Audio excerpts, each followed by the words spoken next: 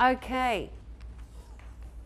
I've developed the word splash for the zone of proximal development by just looking at each of those things. If you just looked at each of those words, does it give you a picture? Can you visualise now what zone of proximal development might look like? Does it help? So if you did all these things, think where our kids would be. We can't do all of them at once, but we can think about how do we get them. Predicting, John Munro mentions that. Getting their knowledge ready. Prediction is part of getting knowledge ready. All right, you said it as in prior knowledge. Someone just mentioned that. Activating it, getting it mobile, moving it along, using what I know to think about what I can't see just yet. All right, all those things. It's looking at the individuals. It's looking at that metacognition as well, training them to learn how to learn. How do I learn? Do you all know how you learn?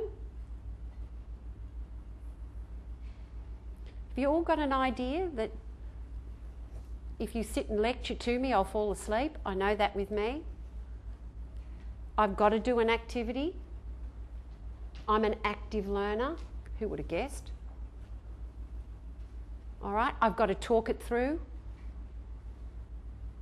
I need to do that. If I can't talk it through, I can't clear my thinking. Or I get fixed on one point. I can't clarify my thinking. So I need to be able to talk to clarify my thinking.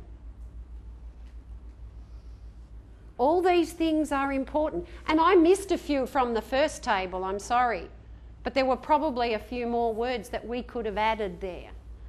This is an activity you can do with your staff to understand where kids are at.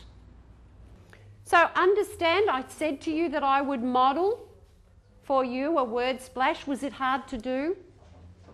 What was the process I went through to get to this word splash? Who can tell me? Let's list the steps I used. What did I get you to do? Each group was given a specific task or a specific text. Now I'm going to add task because it may not always be a text. If you're a maths teacher, it might be manipulating fractions. It might be going on to DigiLearn and moving things around. All right, so it can be a text, and thanks for bringing up a task. Good. What other steps did I get you to do? Use a template. Did the template help? Help us. Who filled in the template? And I know teachers are notorious for keeping a pristine copy just in case they want to use it back at school. I gave it to you today to use. Depends on the complication of the task. We found because of the particular source we've got, it just didn't satisfy our need. Okay, then that's fine. You may have been... What other way did you use then? Highlighted. So instead of the template, you highlighted things. Often it was a phrase or a sentence that we needed to highlight rather than just a word. Yeah. We took notes as well. Okay, so you took notes. Yep. What was the other process? Discussion, something to language in the text and use it as a picture. You're actually doing what was expected within the reading.